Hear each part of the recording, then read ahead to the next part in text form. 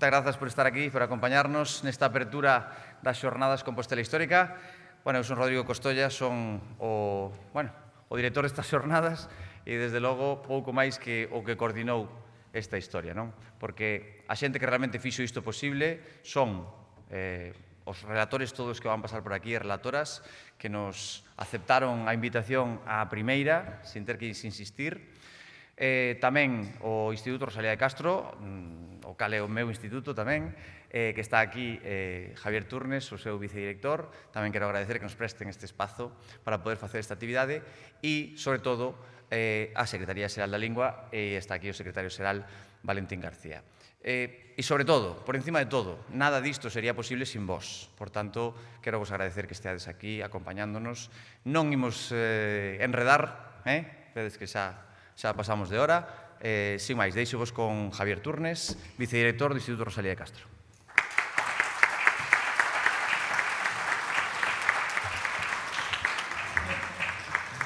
Pois, boa tarde e benvidos e benvidas ao Rosalía de Castro. Eu tamén vou a ser moi breve porque o que importa é escoitar as persoas que, como decía Rodrigo, fan posible isto. E simplemente, como lle decía pola mañán, tivemos un previo para o noso alumnado, que estuvo moi ben. E a min gustábame resaltar o feito de que a aproximación ás áreas de coñecemento como a historia non necesariamente ten que ser só académica, que tamén, sino que aceptan múltiples perspectivas e que ademais nos permiten romper un relato que eu creo que é bastante tópico da historia, que é unha especie de liña de progreso, e que moitas veces, acordábame de Walter Benjamin que falaba disto, de que moitas veces outras aproximacións como as artísticas, as narrativas, as que teñen que ver coa imaginación e coa creatividade, moitas veces permítennos fender vías non tan horizontais e non verticais en momentos históricos e en visións, e que eso nos enriquece moito. De modo que eu creo que isto que agardamos un pouco todas estas xornadas. Felicito a organización e desexo-vos o mellor e que aprendamos moito. Boas tardes e gracias por vir.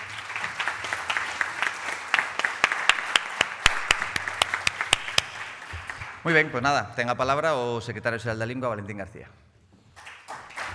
Grazas. Pois moi boa tarde a todos e a todas. En primeiro lugar, felicitar a organización e a vos, porque non é fácil un venres por a tarde nun aforo tan amplo como este, que é este templo do saber que é o IES Rosalía de Castro, pois ter tanta concorrencia grazas a un fío condutor como son os estudos históricos, non?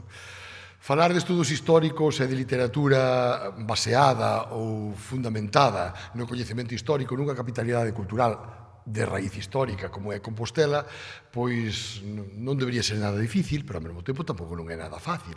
Por qué? Porque os coñecementos dos que partimos xa son bastante avanzados, bastante elevados, pero dentro da Xunta de Galicia sabemos perfectamente que as nosas posibilidades que temos non só a nivel educativo, a nivel formativo, a nivel académico, senón moito máis alá, a nivel turístico, que é tanto como decir a nivel económico.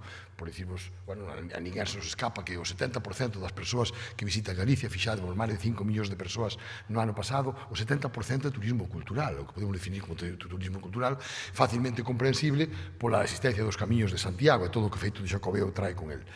E todo isto debe nos facer pensar e debe nos facer cavilar en que todo canto podamos avanzar e profundizar nos nosos estudios históricos, na creación, na recreación e no traballo da historia non só como unha materia de estudo que tamén debe ser, o dicía agora Javier Turnes, riguroso e académico, senón tamén na creación, na recreación e por que non dicilo tamén na fabulación sobre temas históricos. A construción do relato é algo que sabedes moi ben todos e todas que estades aquí, porque seguro que sodes lectores e lectoras de novela histórica, de creación de ficción, sexa no audiovisual, sexa no musical, sexa tantos ámbitos, verdade, dos que ides falar aquí.